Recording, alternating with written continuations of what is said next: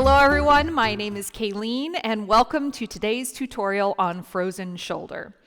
If you're suffering from frozen shoulder, the most important thing is that you are working in partnership with your physical therapist. We are going to walk through some stepped or progressed exercises that may help you build range of motion and strengthen your shoulder so that you can get back to moving again. However, if you have a very specialized plan from your physical therapist, it's always best to follow that. That said, everybody with frozen shoulder is a little bit different. They have a different range of motion, a different pain level, a different progression of how it might change week over week. So keep in mind that it's important to adapt what I'm talking about for your body. And I'll try and help give you some guidance on how to do that. Now, frozen shoulder rehab can take a lot of time and a lot of diligence. It can be super boring. Hopefully, by building in some Pilates to your routine, we can help keep the regularity and the consistency in your workouts so that you can get better faster. But again, patience is super key here. If it takes longer than you think, which it probably will, don't get discouraged. During your rehab, you should be doing everything you can to reduce the inflammation in your body and stay moving. That is super important. Even if you're walking or running or jump boarding or doing leg strength exercises or core exercises, that is really, really important for your body to stay moving and keep your tissues healthy. Now, the second thing is we want to do some targeted exercises to help build strength and flexibility, but also teach your body that it can move safely and that a little bit of pain increase is okay, but not too much. And that brings us to the pain scale. So let's use the pain scale 0 to 10. 0 is no pain. 10 is, oh my God, my leg is going to fall off. I'm going to pass out. Like, take me to the hospital now. So let's assume that your pain during the day is a 5, pretty constant 5 from your shoulder.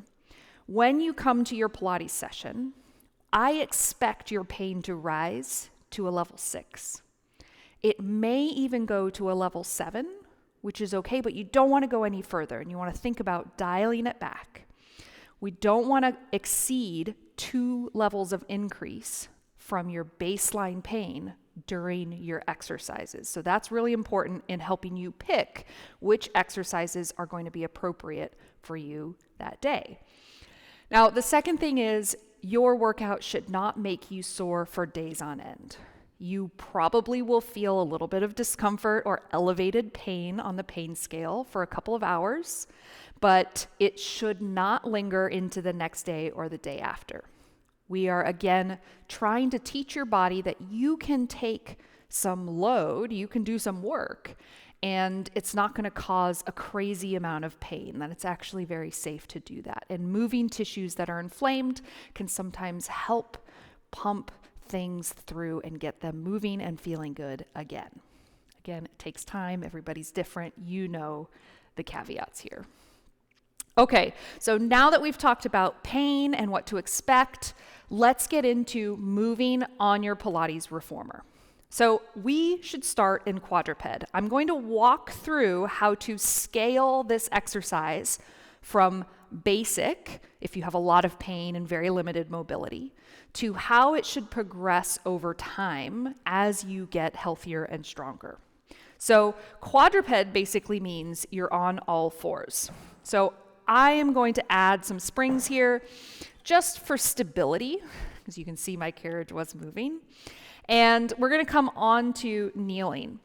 I like to have my hands positioned on either side of the shoulder rests so that I can hang the palm of my hand over the edge. That takes some strain off of my wrist. If you can tolerate being on your wrists, you should. But if it's really painful, we're going to put the box underneath so you can come onto your elbows. The knees should be positioned underneath your hips. So we have a pretty square shape here. And in quadruped, I don't want to see a sinking down with your shoulders coming up around your ears. Be strong, push into your hands, lift your chest away from the floor. and find a neutral spine. So we're not going into cat-cow here. So first of all, this is holding. Now, the wider your hands, generally the less pressure is on your shoulder joint. So if you want to come up to your shoulder rests, that might relieve some weight, but it also brings your hands in a little bit narrower, so it can be more challenging to hold that position if it's really uncomfortable in your shoulder. So I like to come down here. From here, we can also modify with your box. So if your wrists can't tolerate have weight on them, you can put your box in the short box position, come back to kneeling, and then have your elbows on the box. And when you have your elbows on the box, or anytime we're lifting our arms, I want you to think about the thumbs up. So anytime your thumbs are up in this arm position, it tends to create a little bit more space in your shoulders. So here, I can create a little bit of width and be on my elbows and my knees, so there's not any load on my wrist. Again, this is creating and making your shoulders work so that they get stronger. So it's really good. Now, from here, this might be hard, and that's okay. You're gonna hold it for 30 seconds at a time and slowly build up. Now, the second part of this is we want to start to create some range of motion. So we're going to take this into a little bit of rocking forward and backward. So if you shift your weight forward and then shift your weight back. Now, this is probably what's most limited for everybody, and that's okay. You're going to work within a range of motion that doesn't make you cringe or hold your breath, right? We're still breathing throughout this movement here, rocking forward and backward. And at a certain point, we're going to go into as far of a child's pose as you can. Thumbs are up toward the ceiling, and shift your weight back towards your heels and see if you can straighten your elbows and get your biceps up towards your ears. Everybody's going to have a different range of motion they can do. That's okay. You're just going toward the edge where you can still breathe and not squeeze your face in pain, and then come back forward. Again, the wider the shoulders, the better. If you're on your elbows, your thumbs are up. If you're not on your elbows, again, keep the arms wide and move back and forth. Okay, so that is level 1 of quadruped. This is a quick interruption to say that if you like this video, you should check out the Flexia Reformer, a studio-grade reformer designed to fit in your home and your life. You'll never wonder how you're doing or what to do next with the award-winning online studio that delivers real-time feedback and after-class report cards. Go to flexiapilates.com to learn more. All right, back to your video. We're going to move on to some more moving the carriage exercise, still on hands and knees. So the same modification applies. You can either be on your hands and knees, or you can use the box in the short box position. So I'm going to demo the first side with the box on, and then the second side I'll do on my hands and knees. Okay, so change your springs. I'm going very light here because we're going to do one arm work. So if you're using the box, I'm going to put the box on slightly off center, not very much. So I don't have any more than like 2 or 3 inches of overhang, and I'm going to make sure to keep my weight in the center of the box so it doesn't tip off. But when you come on here, the reason we're going a little bit off center is so that I can move my arm on the side of the box. So once I find this quadruped position, I'm going to take the short strap. Thumb is pointing up. In this case, it's toward the risers. And I hold the rope in my fist, and I'm going to pull my straight arm up to my hip and then slowly bring it back down. So as I do this, I've got weight into my other elbow or my other hand. I'm looking straight at the floor. My torso stays really still. This is that neutral spine position. Resist the urge to bend your torso in either direction or twist. And if you can't make a very big motion, that's okay. If you can lighten your spring to get a bigger motion, you should do that. And if you can't lighten it anymore, make it as big of a motion as you can. That's okay. Progress, right? We're going to slowly build up to a full motion with heavier weights. If this doesn't feel good, you're going to stick with the quadruped exercises that we already talked about, where you're putting weight on your elbows or your hands and holding. We're going to do 2 more here.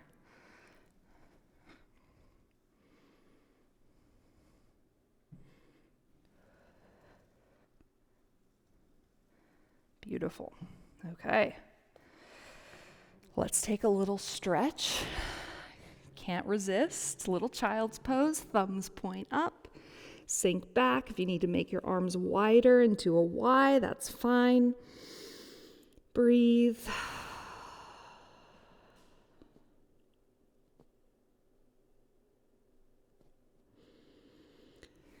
Good. Now we're going to shift to the other side. So if you're going to stay on your box, shift your box slightly to the other side. I'm going to go to my hands and knees again. So in this position, again, we find the square hips, knees under the hips. Take your strap in the other hand. I've got the short loop. My thumb is going to point along the length of the rope. Gaze is to the floor. Nice neutral spine. Pull the arm up to the hip, and then slowly bring it down. Pulling up and bringing down.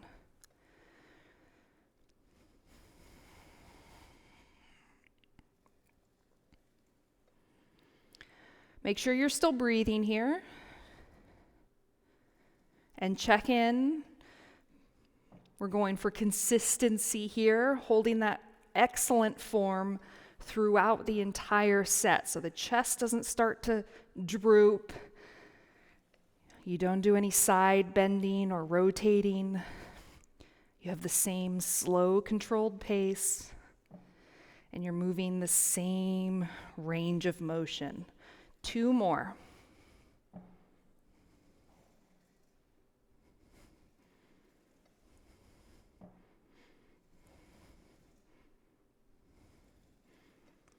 Lovely. Put the strap away. Little child's pose here. Thumbs up, arms wide, sink back, only as far as you can go. One of my favorite variations of child's pose is actually down puppy. And it's where if you can't sit on your heels fully, you just let your butt stick up in the air a little bit. You can still get that stretch. Take a big breath. All right. We're going to work a little bit on internal and external rotation of the shoulder. So let's put your box on and have a light spring on, a light spring. Now, this is going to work the eccentric motion of your shoulder rotators. And what I mean by that is we're actually going to do the first part of the movement with both hands and then resist back with the one hand. So what that looks like is sit on your box facing sideways. We're going to keep that nice tall spine. And then take your strap in the hand closest to the rope. Bring your elbow down by your waist. Still sitting tall, no tipping to the side. Now, your job is to use both hands to pull your hand across your chest, keeping your elbow at your side, and then let go with one hand and slowly control the rope back to starting. Both hands pull the rope across your body, and then one hand floats it back. Good. So this might allow you to do a little bit heavier weight than you normally could, because we're only working on the eccentric phase of the exercise. That's been shown to be really, really helpful in building strength. Good. 4 more here. Control. If you can't come all the way across your body, you can only go halfway. It's totally fine. Totally fine. Baby steps. Every session, maybe you get another like 1/8 of an inch further. That's totally fine. Remember, everybody's at a different stage in their rehab, and frozen shoulder is going to affect everybody a little bit differently. Okay, so now let's stay facing the same direction, but take the strap in the other hand. So now it's in the hand that's closest to the foot end of the reformer. Bring that elbow to your waist and allow that hand, that arm to come across your body. So now we use 2 hands to push the fist toward the foot bar. Let go with 1 hand and slowly bring the arm back across. Good. So we're using 2 hands to push, let go, and resist to come back. Yes. That is lovely. Lovely, lovely, lovely.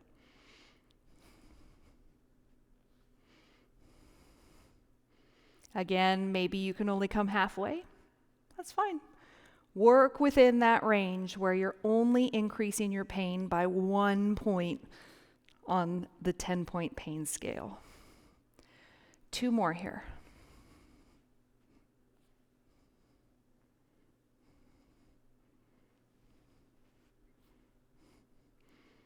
Good. All right. So we've done one side. Let's walk around the other side and do the same thing.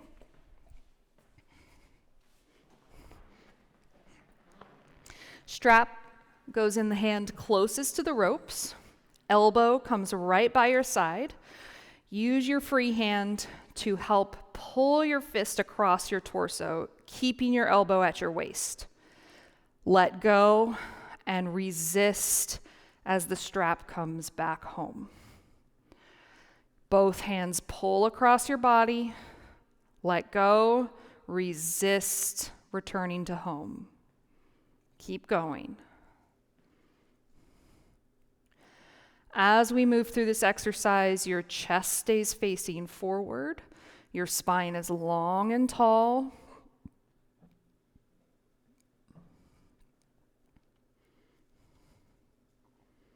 Four more.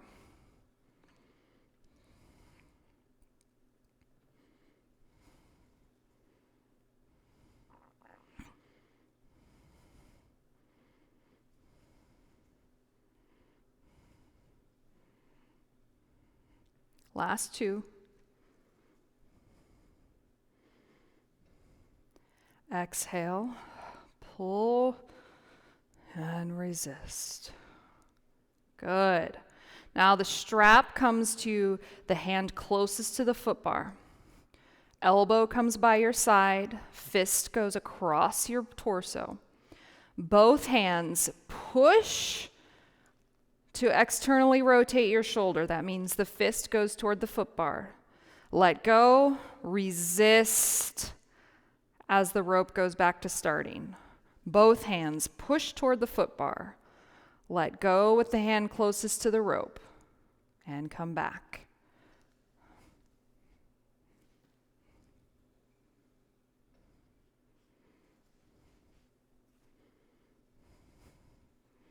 Three more.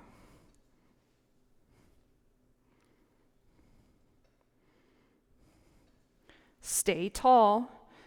Don't cheat and let your torso twist or bend. Beautiful. All right. Hang your strap up. Let's finish with some ab and arm work. So take your box off.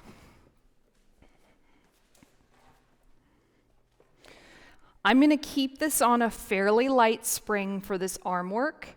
Once you've done it once or twice, You can change it up from the beginning, but we're going into supine arms. So you're going to lay on your back, feet in tabletop, hands in the straps.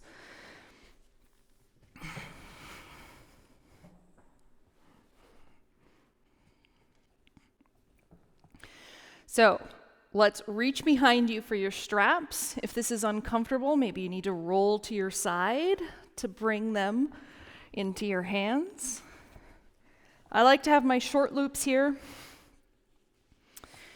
But the important thing is that your arms can go up to the ceiling. If this is a lot for you, you can press away a little bit so that your arms, when they're straight, go a little bit more toward your knees. But again, we're going to flirt with the edge of your comfortable range of motion while you've got to resist the load from the springs. So straight arms up to the ceiling. You have an option here. Your head can stay down, or you can curl up into an ab curl. I'm going to keep my head down for now, and I'll demonstrate the ab curl in a moment. But one at a time, bring your legs into tabletop. From here, we're going to turn the palms to face each other. So if you make a fist and you stick your thumbs out, it's like you're giving someone a thumbs up that's on the ceiling, okay? Or you're holding 2 ice cream cones. You know I love that ice cream cone analogy. So keeping your thumbs turned up, palms facing each other, is going to give you a little bit more room for your shoulder to move than if you had your palms facing your knees. From here, pull your straight arms down to your hips, open them out to the side, and come back up. Now, this is going to be small. So I'm going to start going down, only opening my arms a little bit and coming back up. Go down as far as you can, open a little bit, and come back up. And then we're going to gradually make that circle a little bigger. And it's only going to get as big as your shoulders aren't yelling at you, okay?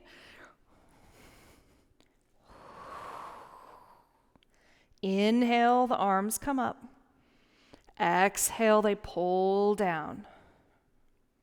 Now, if you wanted to add an ab curl, you're going to pull your arms down, curl up, look through your thighs, and then the head and the chest come down as you circle up. Good. 3.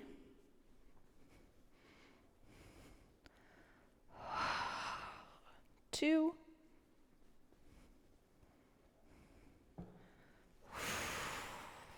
1. Good.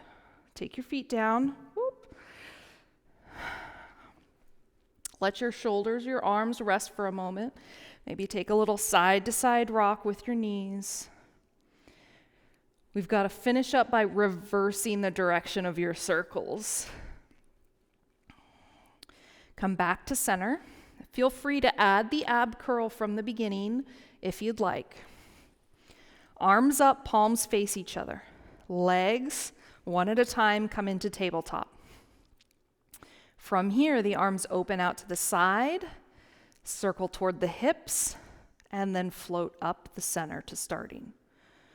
They circle out to the side, curl up, look through your thighs, head comes down as your arms go to the ceiling. Keep going. If you're like, okay, this is tough for my shoulder, but not for my abs, you've got one more option here. As you curl, reach your legs out long, and then come back to tabletop. 3 more in this direction. Reach.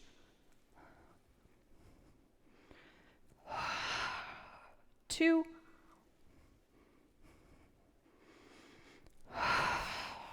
1. Beautiful. Feet come down, arms come down, and rest. Hang your straps up.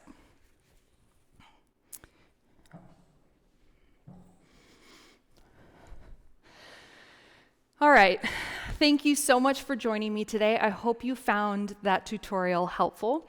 You can always come back and repeat this class on a week-by-week or even day-to-day basis if you want to track your progress and have a routine you can stick to. But you can also take these principles and work them into your regular Pilates classes. There are a lot of ways to make your regular Pilates classes work for you, where you're strengthening your core, improving your posture, and gradually making your shoulders stronger and more mobile. I'll see you around in the next class.